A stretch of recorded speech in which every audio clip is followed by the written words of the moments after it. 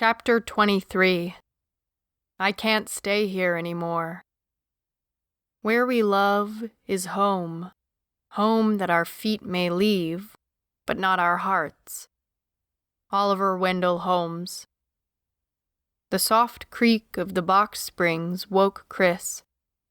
Carrie had slipped into the bed quietly, and once she heard his breathing change, she slid close to him and kissed his ear softly. He shifted, turned toward his wife and pulled her close. "Is the painting done?" he asked. "Yes. I've missed you." She had slept each night for the past 2 weeks in the painting loft on a small couch. It had been a compromise early on to the all-nighters she pulled when lost in a new painting. "I know. I missed you too."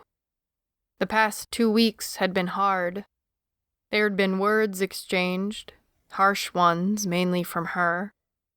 He didn't understand this need she had to finish a painting before returning to him, to her life and family.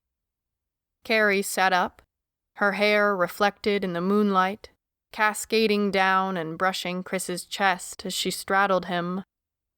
He started to speak, started to object that it was too soon, but she shushed him and put a slender finger on his lips. It smelled vaguely of turpentine.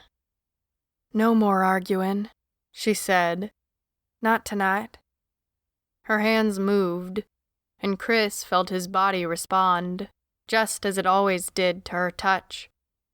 They made love, slowly, coming to a climax together. Afterward they spooned, wrapping their bodies around each other, their bodies replete. They may not have children, but they had love, so much of it that it sometimes hurt. He wasn't always sure where he ended and she began. They lay there and said nothing for a long while. "Chris?" He jerked awake at Carrie's voice, having just dozed off. "Yeah, babe? I can't stay here anymore." "Here in this house?" he asked, confused. "No, here on this farm, in Tiptonville." "Wait, what are you saying, Carrie?" He feared hearing the words. Had he just gotten some crazy, twisted goodbye screw? Was she leaving him? "I'm saying I can't stay here anymore, Chris. Not on this farm, not in this town. Hell, maybe not in this state. I've got to get away from all the memories. My mom, the babies, even Gramps. I see him everywhere, you know, and I miss him so." Her body shook with emotion, and he could feel her tears drip onto his arm. "And what about me, Carrie?" he asked, terrified of her answer. "I don't want to leave you," she said, sounding affronted. "I love you, Chris, and through all of this you have loved me and stayed by my side. I don't want to lose that. You aren't tied here, you know. Come with me, we can travel the roads again and be safe. The Reformation has taken care of that." Relief flooded through Chris. After all they had been through, she still loved him and wanted him by her side.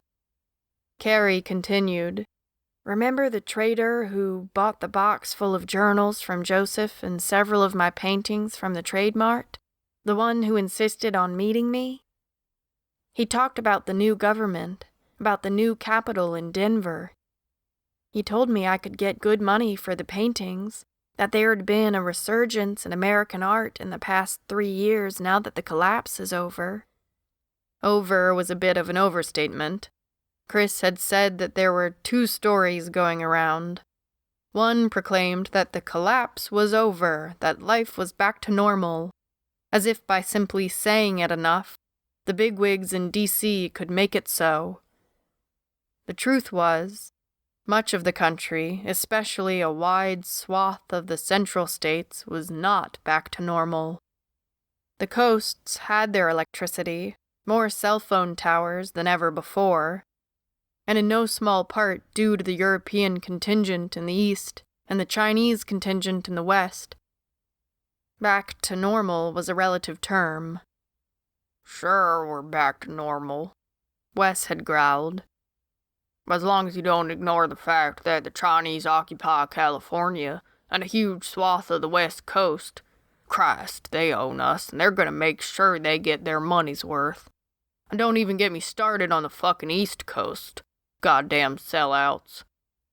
Chris thought about all of this, about the quiet life that he and all of the Purdue family led here in Tiptonville.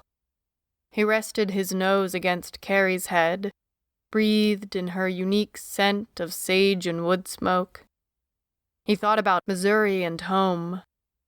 It did, after all, hold a huge part of his heart. Mom, Dad, Jess, his friends. His thoughts drifted west, to Colorado, and his grip tightened around Carrie. Yeah, baby. Let's go. We can do this. We can head west. To Colorado or wherever you want to go.